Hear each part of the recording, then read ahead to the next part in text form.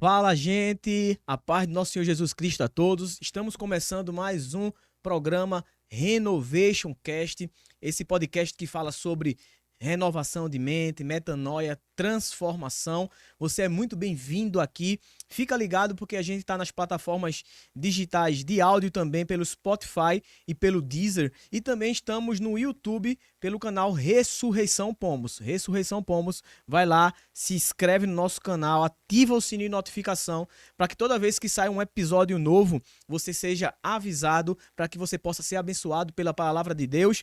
E pelas plataformas digitais de áudio, Spotify e o Deezer, você vai nos encontrar lá no nome Renovation Cast. Em inglês, tá? Renovation Cast. Renovation Cast, você vai lá, você pode se inscrever e aproveitar e consumir todos os episódios que a gente já gravou. Hoje estamos gravando um episódio número 21, e hoje tem um papo super especial. Fica ligadinho aí, você que gosta sobre missões, evangelismo, então já fica ligado para que você veja o convidado de hoje também e para que você possa ser abençoado por essa palavra. Já vai compartilhando, já vai mandando para os teus amigos, para que eles possam estar também assistindo esse episódio, para que sejam abençoados pela palavra do Senhor. Quero aproveitar também e agradecer aos nossos colaboradores, a nossa irmã Dabni, que tem colaborado com esse projeto. Ela é uma professora de inglês. Se você quer aprender, vai estar aqui na descrição desse vídeo o English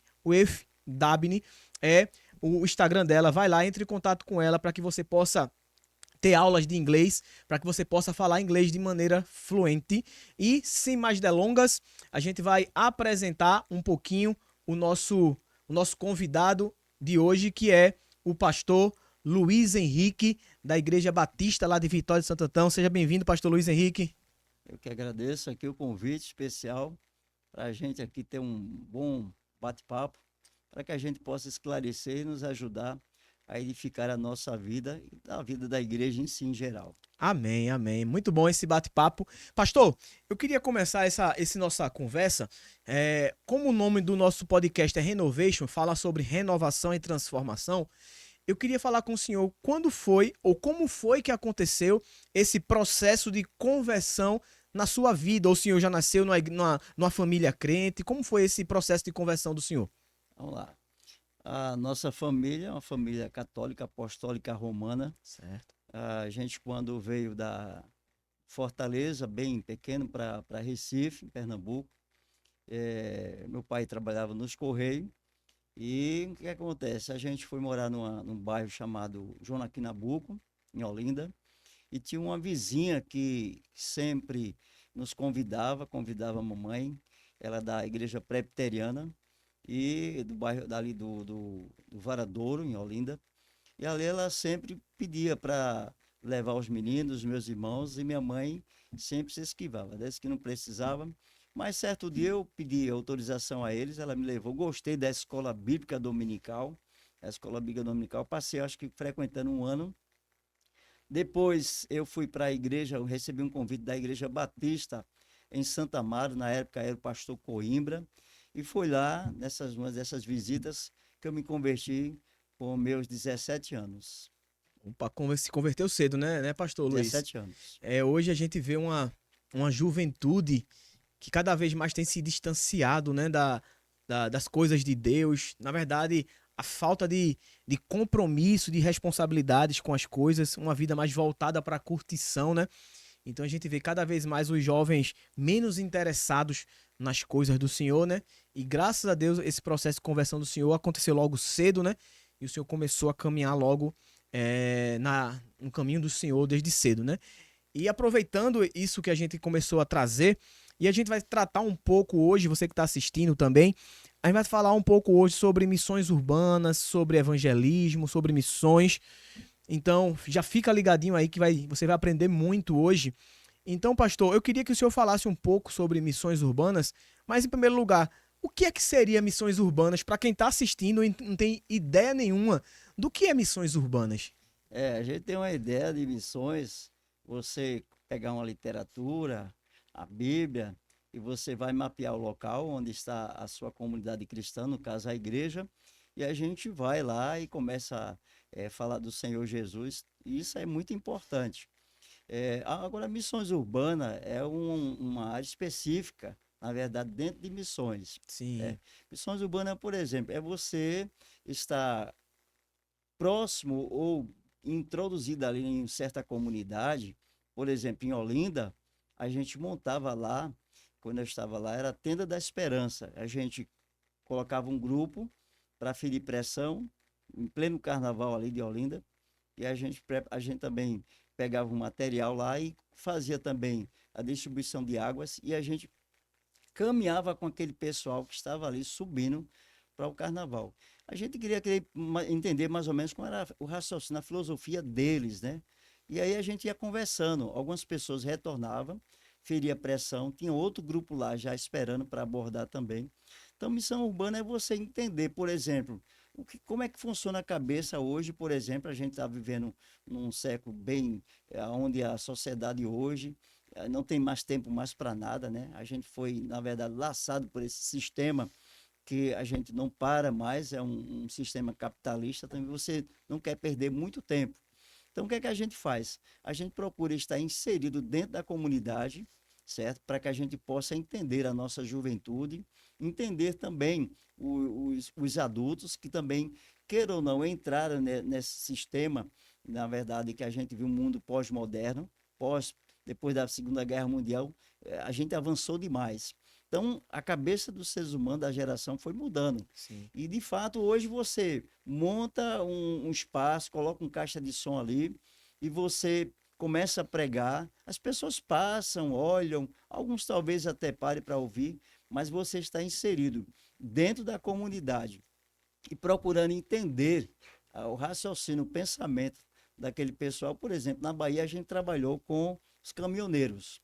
Você andar numa cabine de um caminhoneiro, você vê a toalha dele ali, é uma coisa podre, fede demais. Então É. a gente via ali na sua caminhada ali, eles têm relações com crianças de 10 anos, 9 anos, 7 anos. Aí você, Missão Urbana, abre esse leque para que você possa entender e sair, caminhar com aquele pessoal ali, tá lá no meio daquele grupo ali. Como também tem até um colega meu que é Denis, ele é um missionário, filho de pastor, se afastou até do evangelho, porque não conseguia entender.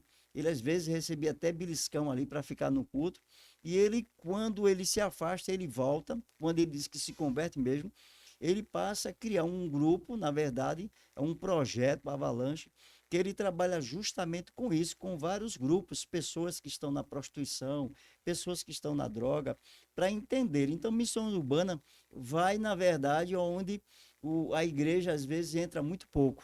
Entendi. Entra muito pouco. Entendi. Em linhas gerais, missões urbanas é sair de dentro da igreja. É sair das quatro paredes, na verdade, porque infelizmente muita igreja, e não é uma crítica, tem muita igreja que se restringe a apenas só ambiente de culto. Acaba ficando limitada só a culto e as pessoas que vão para frequentar, né, e consumir o material e aquilo que ela está levando, e acaba não saindo das quatro paredes, acaba não indo e fazer os discípulos, assim como Jesus ele ordena lá em Mateus 28, o ide, que é ir para os lugares evangelizar, né? Então tem muita igreja que realmente fica restringida. Então missões urbanas no mais é sair das igrejas e levar o evangelho, o amor de Cristo para outras pessoas. E quando eu penso em missões, pastor Luiz Henrique, aí já começa a pensar também nas dificuldades, né? O senhor consegue enxergar quais seriam as dificuldades hoje que o senhor enxerga em fazer missões? Quando eu cheguei no campo missionário, a gente estava no seminário, o primeiro curso que eu fiz foi missiologia. Naquela época chamava missões, o culto de missões. Lá a gente vê muita teoria, muita teoria. Na verdade, quando a gente chega no campo, a gente passa a encontrar muita Uhum. dificuldade. A gente sabe que algumas dificuldades, algumas, é a questão financeira.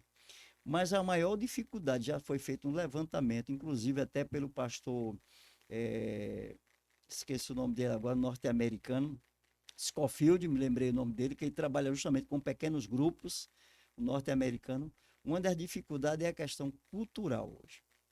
Cultural, por isso que é de suma importância hoje uma igreja ela entender como é que se comporta aquela cidade, na verdade, aqueles jovens, adultos, qual é o comportamento? Por exemplo, eu cheguei numa cidade chamada Buriti dos Lopes, no Piauí, lá em 94, em 2004, desculpe.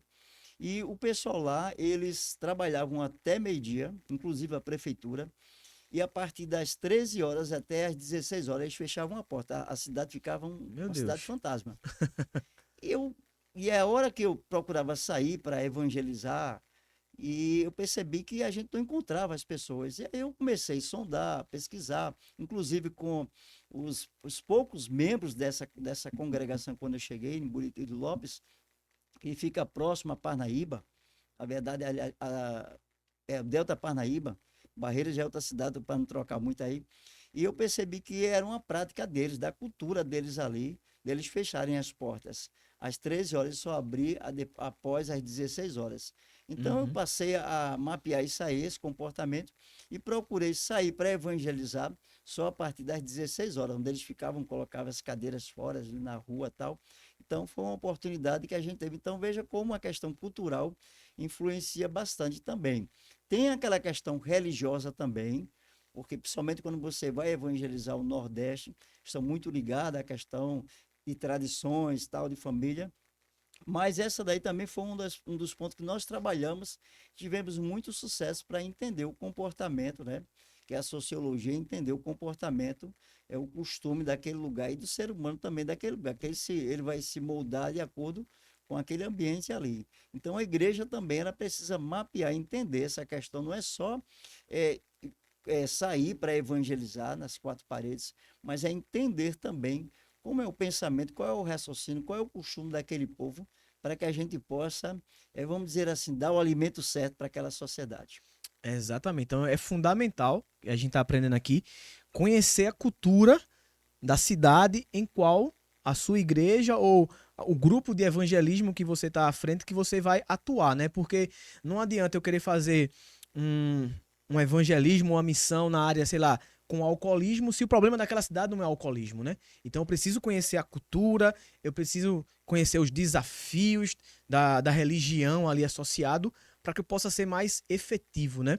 Então essa é uma das dificuldades que a gente encontra hoje nesse meio de missões.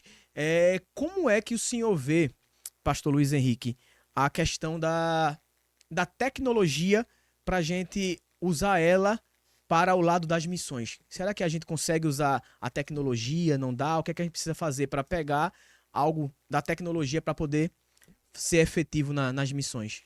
Nós temos hoje informações muito rápidas, chega para nós, e isso também na questão religiosa também, são muitos pratos, são oferecidos, né, métodos para a gente ter um evangelismo mais, vamos dizer assim, mais positivo, mas nós precisamos também saber usar esse instrumento para que a gente possa orientar as pessoas de uma forma bem correta também. Por isso que hoje até mesmo se criou estruturas aí para assegurar as pessoas de informações corretas. E a gente vive também nessa questão também, porque chega muitas informações, são muitas metodologias de evangelismo também, que acaba às vezes, em vez de ajudar o crescimento da igreja, ou de algumas pessoas, tem umas que são pesquisadoras demais, quando ele aprende a dividir, essa informação, essa tecnologia, é como realmente uma ferramenta extraordinária. No tempo, por exemplo, de Jesus, ele se aproxima de uma mulher, a ferramenta ali era o diálogo mesmo. Não Uhum. tinha nenhum microfone, não tinha celular, e ele se aproxima e aquela mulher ela vai na hora sexta ali, que não era um horário de uma mulher samaritana buscar água, porque era uma mulher da vida, e Jesus Exato. se aproxima, os discípulos foram fazer as compras em algum supermercado, vamos dizer assim, né, buscar Aham. alimento, e ele começa a desenvolver um diálogo com ela. E aí vê, ela até chama a atenção dele, né? Porque questão cultural ali, os judeus, como se refere a mim, que sou mulher samaritana, e há uma troca ali de valores ali, de informações, que Jesus acaba oferecendo uma água, né? Ela até diz, mas tu não tem como tirar. Então veja que ali, na verdade, houve uma informação precisa para a vida dela, houve um mapeamento também da sua vida, porque o Senhor Jesus conhece o coração, né? E eu até considero que aquela informação ali, aquele diálogo, desculpe, levou a primeira missionária na Bíblia. Verdade. Verdade. E interessante, pastor, o senhor falando dessa história, dessa mulher samaritana lá no poço de Jacó, o interessante é que a gente vê o poder que tem quando estamos satisfeitos e completos em Jesus Cristo. Uma coisa interessante é que os discípulos foram lá em Samaria atrás de provisão, atrás de comida, como o senhor falou. E provavelmente eles foram lá, quando eles voltaram com 13 marmitinhas. As 12 dele e a de Jesus. Ao tal ponto que quando ele volta, Jesus, tá aqui a comida. Opa, eu já comi. Oxê, quem foi que trouxe comida? Foi a minha comida é fazer a vontade do meu pai, né? E eles meio que não entenderam naquele momento.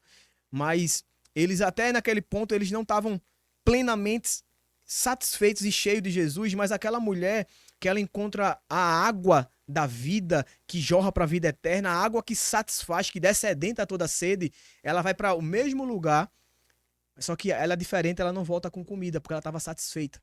E ela volta com toda a cidade para trazer para perto de Jesus. Agora veja algo, viu, pastor Pedro, surpreendente naquela passagem ali, que a gente pode tirar até como uma chave hermenêutica. É uma mulher que vai buscar água sozinha. Ela, obviamente, os afazeres, a tarefa de casa, e ela encontra outro tipo de água, algo sobrenatural, que é a palavra do Senhor. O próprio Jesus disse que ele é a água da vida, o pão da vida, né? Esse alimento que muitas vezes a gente não sabe nem como levar. Você veja que os discípulos estavam sendo treinados, capacitados para entender essas pessoas. Mas por questões também culturais, voltando àquele ponto também, Jesus ele rompe essas barreiras também da questão cultural, valoriza a mulher, né? Porque a mulher naquele tempo não era nem contada, não tinha nem contabilidade delas ali. A gente vê isso na multiplicação dos peixes, que ali é o quê? 5.000 homens e crianças, mulheres, alguns historiadores dizem que passa de 10.000. Mas voltando para esse ponto, que eles quando retornam, eles até ficam surpreendidos com Jesus dialogando com uma mulher. Então eles até fazem um pouco meando, como diz a Bíblia, né? Meando a cabeça, assim, meando a cabeça como querendo criticar. Mas ali realmente eles não entenderam essa proposta do Evangelho, que a proposta do Evangelho é justamente isso. Saciar a sede, trazer esse resgatar isso que foi perdido lá atrás. Porque em Jesus não veio, na verdade, aniquilar o Velho Testamento. A gente vai entrar para esse ponto, mas ele veio cumprir. Está no meio das pessoas ali. Observe que Jesus estava sempre no meio das pessoas, procurando entender as pessoas, até respeitando algumas questões culturais que não agredia a questão, né? Não trazia pecado. Mas Jesus vai rompendo essas barreiras e vai entrando na vida das pessoas de uma tal forma que quando ela retorna, uma cidade que não queria muito contato com ela, mas ela traz a metade da cidade. Verdade. Veja a mudança. Quando há mudança de verdade, qualquer pessoa que outrora era desprezado, as pessoas passam a ver esperança nela. E essa é a proposta do Evangelho de Jesus Cristo. Exato. E assim, eu começo a pensar muito sobre estar satisfeito com Jesus. O grande problema dessa geração é achar que uma vida com Jesus não é uma vida de plena satisfação, não é uma vida de pleno prazer. Por quê? As pessoas acham que, eita, eu vou me converter, eu vou ter que deixar de beber, eu vou ter que deixar um monte de coisa que ele achava que trazia prazer. Mas não entende ele que o verdadeiro prazer está em Cristo. E o abandonar algumas práticas não vai fazer falta nenhuma se você estiver satisfeito plenamente em Jesus. Então, uma coisa... a gente tem que se satisfazer com aquilo que é principal, que vai matar a nossa fome, que é o pão da vida, que vai descendentar a nossa sede, que é a água viva. Então, quando a gente vai para um rodízio, pastor Luiz Henrique, eu tenho certeza, você que está assistindo também, quando você vai para um rodízio de carne ou de massa que você gosta, um rodízio de sushi, você antes de sair de casa, você não vai comer uns 5 pão com mortadela. Você quer estar com a barriga vazia. Você quer estar com fome. Tem gente que faz até jejum para ir para rodízio. Tem gente que faz um jejumzinho antes de ir para um rodízio. Para quê? Para poder comer o principal. Para chegar lá, tá com aquela fome, para pegar uma picanha, para comer aquilo que vai descendentar a fome dele verdadeiramente. Porque a gente não come antes de ir para um rodízio. E aí a gente não pode se alimentar com besteira que não vai matar a nossa fome. Então, a gente tem que buscar em Jesus. Então, o nosso grande problema é não estar satisfeito nele. Eu olho, eu até falei isso há um tempo atrás, lá no Éden, o interessante é que quando Deus ele tá com Adão lá e ele cria todas as coisas lá. Ele mostra, Adão, veja só, você tem que comer de todas essas frutos, dessas árvores que eu criei para você. Tem, vamos supor, analogicamente, conjecturando, tem 1000 árvores aqui, tem 1000 frutos diferentes para você comer. Coma desses frutos. Aí ele fala, só que tem um aqui que você não deve comer. Então a gente sabe que Eva comeu, Adão comeu. Qual foi o problema deles? Qual foi o problema de Eva? Não foi em comer o fruto proibido, foi deixar de comer o fruto permitido. Porque ela não comeu o fruto permitido, ela sentiu fome e desejo de comer o fruto que era proibido. Então, qual é o nosso problema? Não é só cometer o pecado em si. O problema é que a gente não está comendo aquilo que Jesus mandou a gente se alimentar. A gente não está orando, a gente não está lendo a palavra, a gente não está alimentando o nosso espiritual. E quando a gente não está satisfeito com Jesus, a gente vai ficar com fome de outra coisa. E a gente vai buscar em outras coisas. Você vai buscar prazeres em outro lugar. E esse é o grande problema. É não se alimentar daquilo que Jesus mandou a gente se alimentar. E aí a gente tem que estar pleno e satisfeito nele.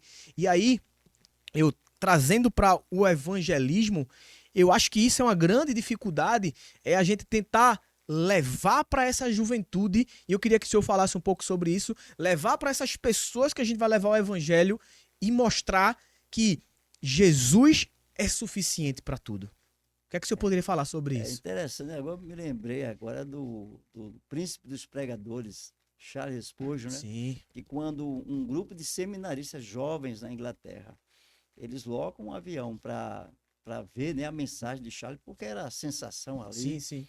o homem realmente, uma palavra, e eles esperavam algo assim sobrenatural, porque ele atrai tantas pessoas, Uhum. esses jovens seminaristas.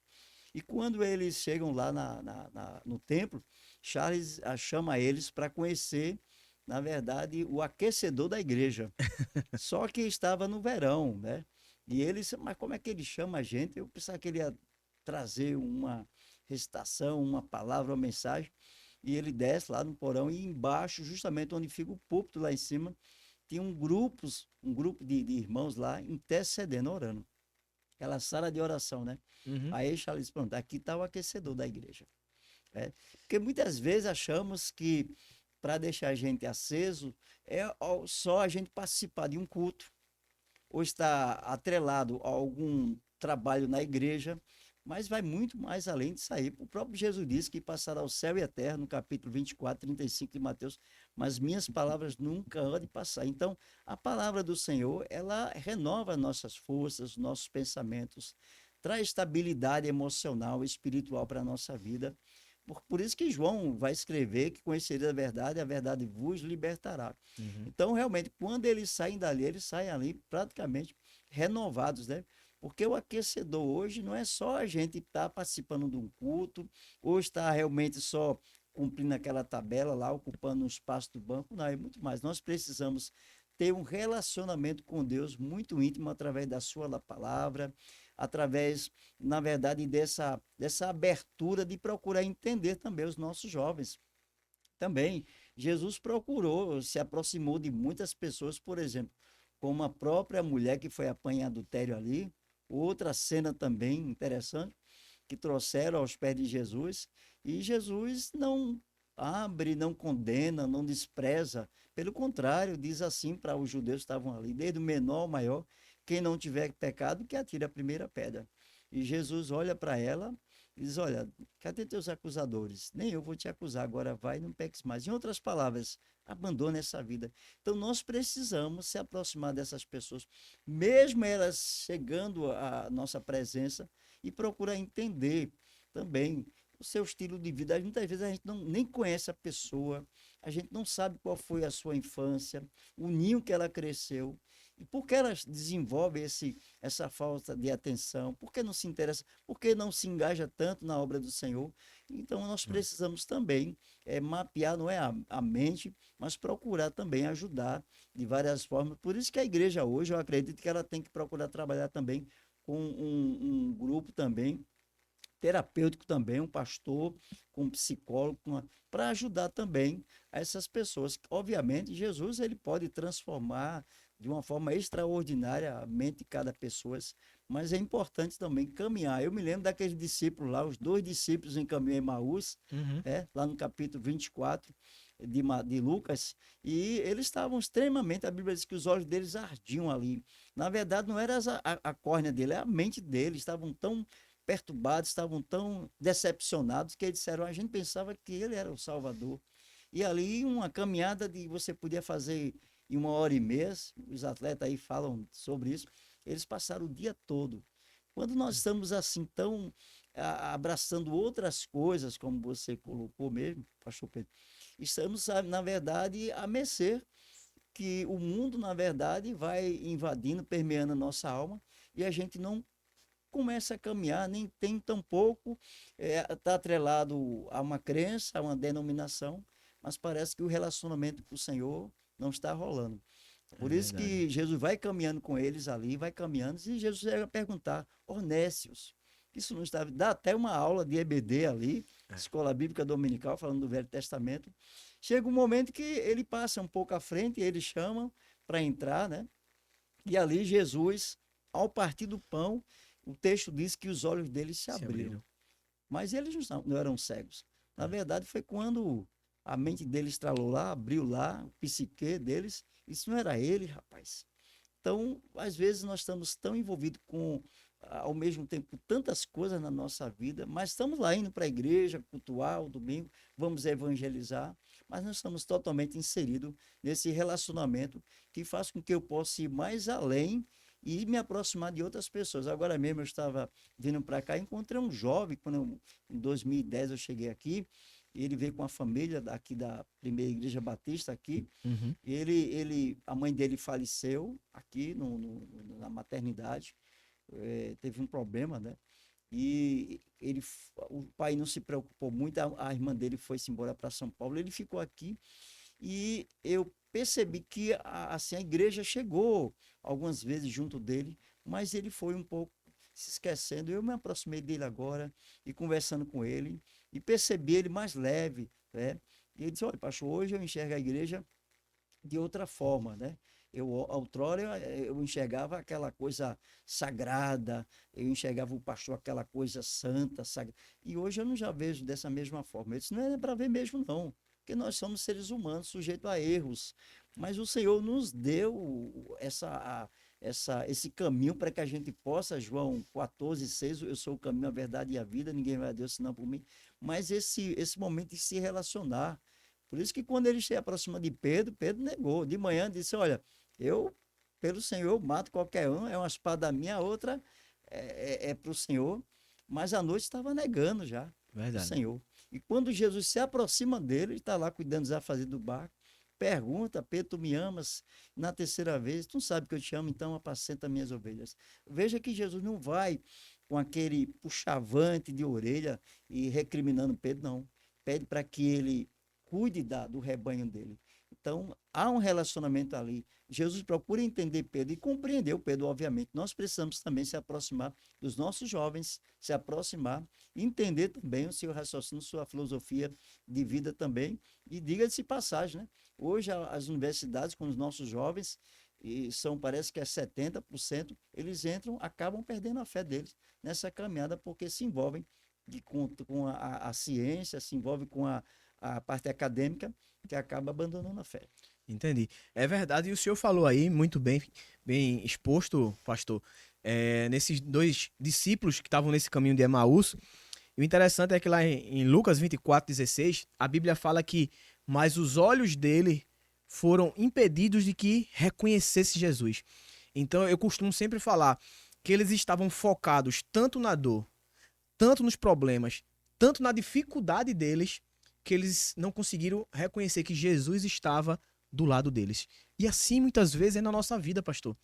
Assim muitas vezes é na nossa vida, você que está assistindo aí, tem certa vez na nossa vida que você está focado tanto na ofensa que você sofreu, tanto na traição que você sofreu, tanto na dor que você está passando, na dificuldade, na tempestade, e a gente acaba esquecendo que Jesus está ao nosso lado. Que Jesus está caminhando ao nosso lado. Os nossos olhos, ele se torna incapaz de reconhecer Jesus, porque a gente só consegue reconhecer Jesus quando as coisas estão indo bem. aquilo que a gente fala, né? Bom no bom é muito bom. A gente tem que ser bom no ruim. Então, quando a gente tá tudo dando certo, a gente é aquele crente, aleluia, glória a Deus, a paz do Senhor, a gente fica todo feliz. Mas quando chega uma dificuldade, parece que a gente esquece que a gente é crente. Parece que a gente esquece em quem tem crido. Então, a gente vê que esses discípulos aconteceram isso. Aconteceu isso também com H, quando Abraão manda ela embora. A Bíblia fala que ela estava com fome, com sede, tão desesperada que ela deixa o filho a uma distância de uma flechada e ela começa a ficar desesperada, pensando que ia morrer. E o anjo do Senhor fala com ela e a Bíblia fala que Deus abriu os olhos de Agar e ela viu uma fonte de água. A Bíblia não fala que Deus abriu uma fonte de água. Deus abriu os olhos de Agar. Ou seja, ela estava tão focada no problema, na dificuldade, na dor, no abandono, na rejeição, que ela não enxergou a solução. A solução já estava disponível para ela e ela não conseguiu perceber porque ela estava tão focada na dor. Então, muitas vezes é isso que acontece na nossa vida. A gente está tão focado na dor, a gente está tão focado na dificuldade que a gente esquece de olhar para Deus, olhar para Jesus, né? Assim como o salmista fala: olha, eu elevo os olhos para o monte, de onde é que vai vir o meu socorro? E era costume naquela época fazer no alto dos montes estalta ídolos a outros deuses para quando os viajantes estivessem passando, vendo que existia um Deus que protegia aquela cidade. Aí o salmista ele faz uma retórica, eu elevo os olhos para o monte, mas de onde virá o meu socorro? Mas ele tem a plena convicção, o meu socorro vem do Senhor, do Deus que criou os céus e a terra. É, É essa convicção que a gente precisa ter. missões urbanas, o bom é que atinge todas as áreas, seja um jovem, uma criança, seja um adulto ou uma terceira idade. Também veja aquele episódio lá, capítulo 27 de Atos, quando Paulo está sendo levado para Roma, uma embarcação, né? E tem um centurião ali, a tripulação era entre gregos e romanos, Uhum. e dentro daquela estrutura ali, daquela situação, a gente percebe ali que há, por conta do mar Mediterrâneo, uma área muito difícil de navegação, eles são, na verdade, ficam 14 dias ali, à mercê da direção das águas ali, e há um desespero na tripulação, e Paulo ali, ele até é visitado pelo anjo, a presença do Senhor, e o Senhor diz, olha, não vai se perder nenhum. E Paulo ora por eles, alimenta eles ali, entendeu? Mas era um prisioneiro, um prisioneiro. Então, o que é que a gente percebe? Que missões urbanas faz com que a gente possa ir se aproximar das pessoas, independente da sua nacionalidade, independente da sua crença, que cada um tinha um Deus ali. Assim como foi o caso de Jonas, mas preferiu se evacuar e ali para um local lá embaixo da embarcação, né? Uhum. E ali eles procurou, adormeceu ou pensando que ia tirar um bom sono ali, certo? Mas a gente vai, o que é que a gente percebe ali? Que há uma agitação, o comandante manda cada um buscar o seu Deus e ele acaba, na verdade, se identificando e há uma perda ali muito grande ali. Mas veja, o mesmo mar, dois homens de Deus, um é dito como fujão, mas o outro está como prisioneiro. Um abençoa, o outro não abençoa. O outro consegue influenciar, o outro não consegue influenciar ninguém. O que é que acontece? A gente tem uma oportunidade de seguir e se aproximar de cada cultura e procurar fazer a diferença e procurar entender também. Eu me lembro que logo quando eu me converti, eu estava em cima do muro sentado e veio uma senhorinha, baixinha, ela, evangelizando. O senhor aceita Jesus Cristo, né? Comigo, Uhum. jovem, eu disse: se o senhor não aceitar, o senhor vai para o inferno. Aquilo é um impacto. Não se usa. Não Jesus, se em usa mais. nenhum momento, você vai ver ele andando em várias cidades, caminhando, ele chega condenando ninguém. Pelo contrário, até um homem que já estava 38 anos, desenganado. Ali era um lugar, ali, na verdade, era uma ala hospitalar ali que todo mundo condenado à morte. Tinha aquela questão mística de que o anjo, quando mexia lá, e aquele primeiro que descesse ali era curado. E Jesus se aproxima dele, a multidão era ali, é imensa ali. Você quer ficar curado? Ele disse, a resposta dele, eu não tenho ninguém por mim. Eu não tenho ninguém por mim. Mas Jesus não perguntou se ele não tinha ninguém por Jesus, se perguntou se ele queria ficar curado. E aí Jesus, o sobrenatural, libera uma palavra de cura, de restauração, e aquele homem é restaurado, 38 anos. Mas a resposta é: não tem ninguém por mim. Então a igreja precisa se aproximar, ela precisa estar inserida dentro das comunidades. Eu me lembro que eu saí de meia-noite, lá na Sinai mesmo, no primeiro ano que eu cheguei lá, com um grupo de 10. A gente colocou, fez a marmitinha lá, com pão, queijo, umas mantas, aquela coisa. Mas o nosso alvo maior era se aproximar das pessoas. E a gente saiu ali, naquela avenida principal da Vitória, na rodoviária, em lugares onde encostou o caminhão, encontramos pessoas sentadas, sozinhas, outras pessoas com frio, a gente deu manta ali. Encontrei um casal fazendo sexo debaixo de uma carreta. Meu E Deus. ela estava vendendo o corpo dela para alimentar o filho. E a gente, ela, posso conversar com vocês? Ela, a outrora, logo não quis, mas depois saiu de baixo ali, colocou a roupa, sentou, começou com a equipe. A gente orientou ela um pouco, deu alimento, deu uma manta para ela. Ela disse: é porque eu não tenho ninguém por mim. Eu não tenho. E, na verdade, nunca uma igreja se aproximou de mim também. E eu disse uma denominação: mas nós somos igreja, estamos aqui. Nós somos, na verdade, essa ponte que Jesus criou para chegar nas pessoas. Então, você vai encontrar muitas pessoas de madrugadas, durante o dia, à tarde, no início da noite, sem rumo, sem direção. Não são aquelas só que estão lá debaixo da ponte, elas estão em todos os lugares. Muitas pessoas, o caminho de Emaús nos ensina que muitas vezes, quando deixamos olhamos mais para o desespero, olhamos mais para as coisas que vêm sobre a nossa vida, e esquecemos de olhar para o Deus da vida. E É aí a gente verdade. esquece quem está ao nosso lado. É tanto que você bem colocou, É, pastor Pedro, que eles não perceberam.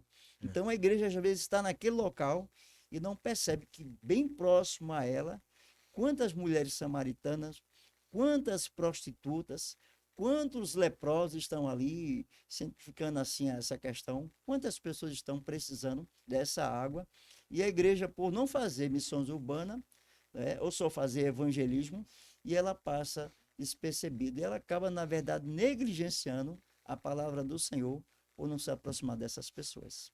É verdade, isso é fundamental, né?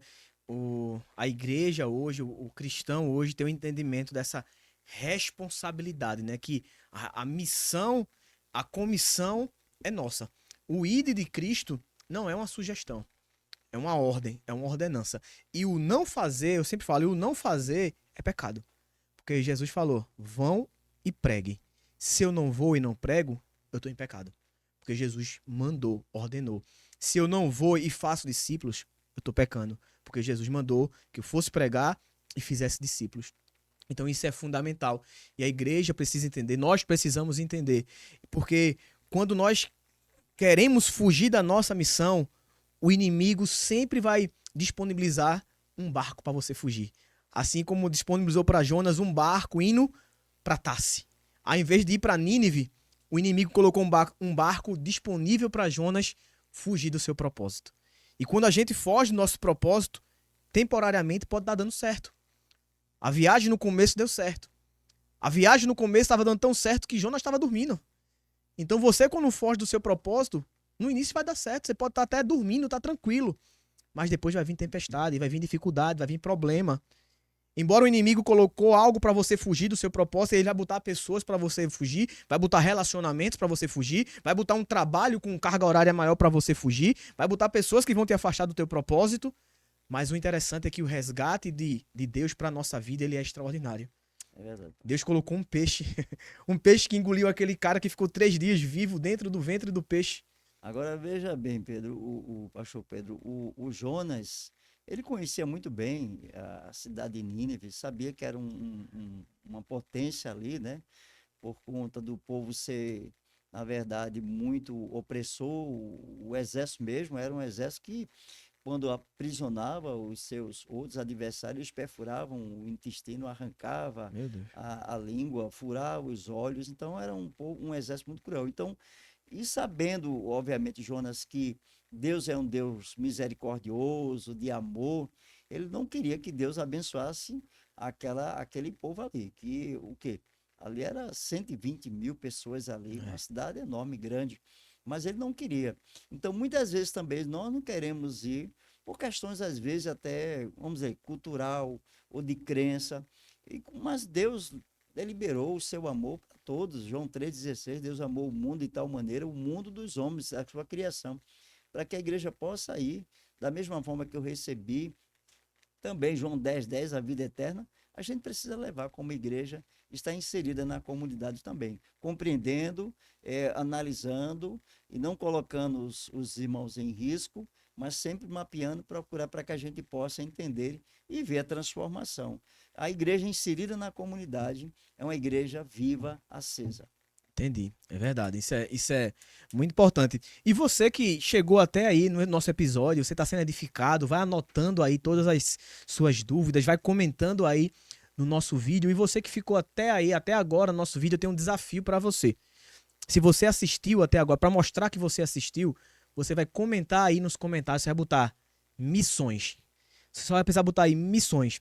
Quem só assistiu o começo da pregação não vai entender nada. Mas você que está assistindo agora, estou lançando esse desafio, as pessoas vão entender e a gente vai entender que você assistiu a mensagem quase toda e você está aí ligadinho. Aproveita para comentar, para curtir se você ainda não curtiu essa mensagem, para compartilhar essa mensagem, para que essa mensagem possa abençoar mais pessoas. Pastor Luiz, o assunto de missões é muito amplo, evangelismo é muito amplo e não tem como a gente abordar, é claro, apenas em um podcast, em apenas alguns minutos ou algumas horas sobre esse tema. Mas eu queria que o senhor pudesse deixar algumas indicações para quem está nos assistindo aqui ou nos ouvindo, alguma literatura, algum livro, claro, a Bíblia é a principal, mas literaturas complementares para que eles possam consultar, ler, para edificar a sua vida. Pode ser tanto no tema de missões, como também para a vida cristã dele. Esse livro vai mudar a sua vida cristã se ele ler. Eu queria que o senhor deixasse alguma indicação de livro, de canal do YouTube, de podcast. Fique à vontade para dar alguma indicação. Existe hoje uma gama de ferramentas na área da evangelização, inclusive até mesmo na área da comunicação, né? Mas um livro que marcou muito minha vida, né, no início do ministério, foi Evangelismo através do Século, da editora Vida. Evangelismo através do século. Através do século. Também tem até o cristianismo também, que ela produziu através do século, porque lá, assim, não é uma fórmula, mas ele vai dando pontos como a gente pode avançar no evangelismo e não também ficar tão atrasado, né? Porque a forma que 30 anos atrás, 20 anos atrás, a gente está vivendo uma geração que mudou a sua forma de pensar. Então a gente precisa. Então é um livro bastante atualizado. Obviamente a Bíblia é atualizadíssima, né? Exato. O modelo que o Senhor Jesus diz é extraordinário, é imensurável, não tem como mudar. Mas o cristianismo através do século também, mas principalmente o evangelismo através do século. Também nós temos um livro que é da editora nossa da Convenção Batista. Ele é muito bom mesmo para a evangelização, é Maturidade Cristã. Ele é por etapa, vai por sequência, então ajuda bastante também, como me ajudou também. É tanto que até hoje, no meu discipulado com os que vão se batizar, a minha preocupação não é fazer seguidores, mas fazer discípulos. Amém. Então a gente vai nessas casas, aplica, que é um discipulado de 30 dias, depois ele pula para outro, né? Que é outro livro também, sobre evangelização, e aí ele vai preparando, vai moldando, ele vai mudando, na verdade, de módulos. Porque a nossa intenção, eu sempre digo assim, não é povoar os bancos do templo, mas povoar o céu de discípulos. E o discípulo, no grego, é um eterno aprendiz, ele nunca para de aprender, né? Por mais que a gente tenha toda a formação teológica, preparo, a gente tem que realmente buscar e aprender com essa universidade do Senhor Jesus aí, que aí a gente sempre vai ficar realmente, como diz Paulo, eu olho para o alvo é Jesus mesmo. Amém, amém. Isso é muito importante. Tem uma frase do pastor Carlito Paz que ele diz assim: a relevância da igreja não é medida pela quantidade de pessoas que sentam, e sim pela quantidade de pessoas que se levantam para servir. E aí você vai ver a relevância da igreja. Então isso é muito importante. Gente, tem muita indicação aí do nosso pastor Luiz Henrique. Vá lá, busque alguma para você que gosta desse tema de missões, de evangelismo. Vai lá para você aprender um pouco mais. E queria agradecer já de antemão ao pastor Luiz Henrique pela disponibilidade, pela disposição de compartilhar um pouco daquilo que Deus colocou no seu coração, pastor. E eu queria que o senhor deixasse uma mensagem final para quem está nos assistindo e nos ouvindo. Pode ser um versículo, alguma mensagem de encorajamento para as pessoas. Eu gosto muito de João 3,16, né? Que Deus amou o mundo de tal maneira que deu, entregou o seu Filho, para que todo aquele que nele crê não pereça, mas tenha a vida eterna. Esse amor imensurável, esse amor que, na verdade, ele avança séculos, vai permeando o nosso coração. Verdade. Eu sempre digo o seguinte, que uma história de um missionário na África do Sul, isso aconteceu mesmo, essa é uma história, mas aconteceu. Que o pastor evangelizando, e vem um jovem muçulmano, e quando ele foi entregar o Novo Testamento de Mateus a Apocalipse, ele disse que não queria esse livro, e se ele pegasse, ele ia fumar página por página. E de fato, passou 3 anos, o pastor voltou ali, aquele pastor missionário voltou naquela cidade, uma conferência ali, e tinha uns jovens, 8, 10 jovens fazendo a inscrição. E quando ele chegou, sentou lá na cadeira, lá na fila da frente, lá o jovem olhou para ele e disse assim: pastor, eu conheço o senhor. Aí o pastor, já bastante idoso, mas não estou lembrando. O senhor vai lembrar. Lembra, há tantos anos atrás, o senhor estava evangelizando nessa cidade, entregando o Novo Testamento, e veio um jovem e tal. E sim, me lembro desse jovem. E ele disse que ia fumar página por página, porque cada página da Bíblia ia fazer um cigarro para fumar. Uhum. E esse jovem sou eu. E o pastor ficou: o quê? Você? Sou eu. E eu fumei, pastor. Mateus, Marcos, Lucas, mas quando eu cheguei em João 3,16, eu me converti para a glória de Deus. Amém. E o Aleluia. que é que a gente aprende? 3 coisas que Deus não conhece. Em João 3,16, Deus não conhece um ser humano que ele não ama. Ele ama a todos. Verdade. Mas também Deus não conhece um só pecado que venha afastar ele de Deus. Mas também Deus não conhece outra ferramenta a não ser a sua igreja para levar as boas novas a cada família, a cada comunidade, a cada país, seja onde for. Aí o amor de Deus é algo imensurável mesmo, e que a gente possa aproveitar enquanto nós estamos aqui, porque Deus quer nos usar a nossa geração aqui, para que a gente veja outra geração avançando e levando esse amor até o dia determinado por Ele. Amém, amém. Glória a Deus, glória a Deus. Muito obrigado, pastor Luiz Henrique. Muito obrigado a todos vocês que ficaram até o final do nosso programa. Compartilhe essa mensagem e que Deus abençoe a todos vocês. Fica na paz de Jesus.